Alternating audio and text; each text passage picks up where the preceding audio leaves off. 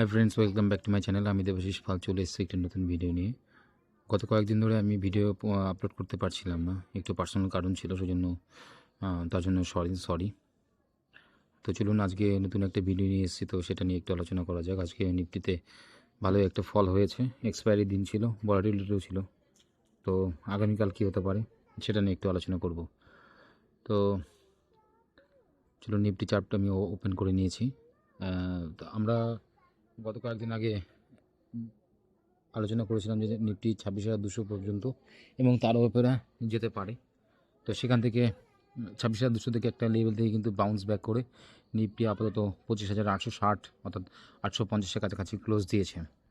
তো নেক্সট এখন এখান থেকে কি হতে পারে, সেটা নিয়ে একটু আলোচনা করব। এই যে এই পয়েন্টটা যেটা দেখতে পাচ্ছেন আর কি, এখান থেকে কী হতে পারে। তো এখানে একটা দাগ আমার লাইন টানা আছে। তো লাইনটা অ্যাকচুয়ালি আমি উইকলি চার্ট লাগিয়েছিলাম, সেখানে আমি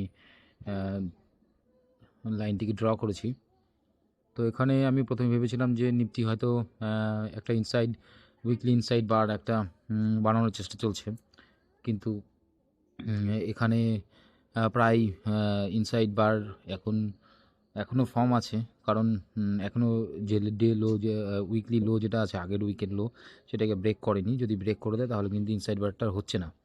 তো আমি চেয়েছিলাম যে ইনসাইড বারটা যদি হতো তাহলে পরের উইকে একটা আপসাইড হোক ডাউন সাইড হোক একটা কিন্তু ভালো আমরা মুভ দেখতে পেতাম। তো যাই হোক, কাল দেখি কাল কী করছে নিফটি। তার যে আগের সপ্তাহের যে উইকলি লো আছে সেটাকে ব্রেক করতে পারছে কিনা। যদি ব্রেক করে তাহলে কি হতে পারে, যদি ব্রেক করে তাহলে আমি যেটা দেখতে পাচ্ছি এইখানে কিন্তু একটা আপনার দেখুন গ্যাপ কিন্তু পেন্ডিং আছে, যেটা আমি একটু ড্র করে আপনাদেরকে দেখাচ্ছি। যে এই যে গ্যাপটা, এটা কিন্তু পেন্ডিং আছে।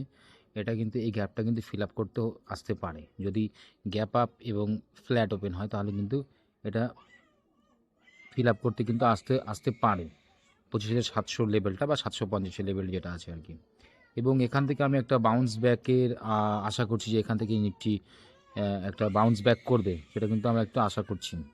হ্যাঁ, এমন যদি হয় কালকে যদি ফ্ল্যাট না ওপেন হয়ে বা গ্যাপ ডাউন না হয়ে গ্যাপ আপ ওপেন হয় 25,900, 25,950 এইসব জোনে, তাহলে কিন্তু নিফটি কিন্তু একটা সাইডওয়েজ মুভ দেবে এবং ডেইলি ইনসাইড বার কিন্তু তৈরি হতে পারে। তো আমি আপসাইডে যে র্যালি আমি আপাতত একটু ওয়েট করব, কারণ এই 26,000-এর লেভেলটা ব্রেক করে যদি রিটেস্ট না করে যদি আবার উপরে না যায়, তাহলে কিন্তু আমি 26-এ আমি আপসাইড আর দেখছি না আপাতত। কিন্তু আমি এই লেভেলটাকে কিন্তু এই যেটা আপনাদের সঙ্গে একটু আলোচনা করলাম, যে 25,750-এর লেভেলটা যেটা আছে, যেটা গ্যাপ এরিয়া যেটা আছে, সেটা কিন্তু নিফটি ফিল আপ করতে পারে এবং এখান থেকে একটা বাউন্স ব্যাক হতে পারে। তো চলুন আরেকটা আমরা সেন্সেক্স দেখে নিই, একটু সেন্সেক্স কী হতে পারে। অর্থাৎ সেন্সেক্স প্রায় আমরা যেটা দেখতে পাচ্ছি সারাদিন একটু সাইডওয়েজ থেকে কিন্তু এই এরিয়াতে সাইডওয়েজ থেকে কিন্তু তারপরে কিন্তু একটা ফল দিয়েছে, এখান থেকে একটা ব্রেকডাউন দিয়েছে। তো যদি এমন হয় যে নিফটি সেন্সেক্স যদি এই এরই কাছাকাছি বা এইখানে যদি কোনো জায়গায় ওপেন হয়, তাহলে আমরা একটা বিয়ারিশ সিনারিও দেখব এবং সেম সিনারিও কিন্তু আমরা প্রায় এই যে গ্যাপ দেখতে পাচ্ছি, সেই গ্যাপটা কিন্তু ফিল আপের জন্য সেন্সেক্সও আসতে পারে।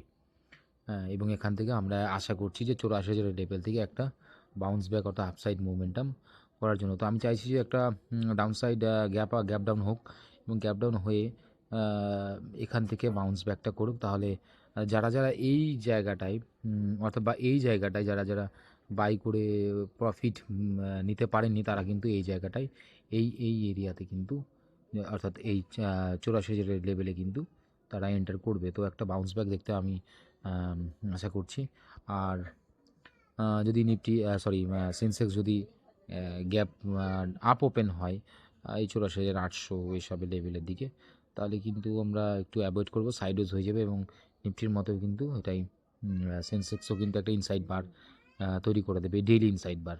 এবং যদি হয়তো এখানেও একটু দেখে নিই আমরা যে নিফটি যেমন উইকলিতে ইনসাইড বার তৈরি করেছিল, সেম কি সেন্সেক্সেও হয়েছে নাকি। তো সেটা আমরা স্পষ্ট আমরা দেখতে পাচ্ছি যে একটা ইনসাইড বার কিন্তু প্রায় কিন্তু তৈরি করেছে এবং সেটা যে লো আছে সেই লোটাকে ব্রেক করেনি। তো আশা করছি যে এই লোটা ব্রেক করবে না, যদিও বা করে তাহলে কিন্তু এইখানে এই গ্যাপ যে আছে সেই গ্যাপটা কিন্তু ফিল আপ করে বাউন্স ব্যাক করতে পারে, যে গ্যাপটা আমি একটু আগে আপনাদেরকে দেখালাম।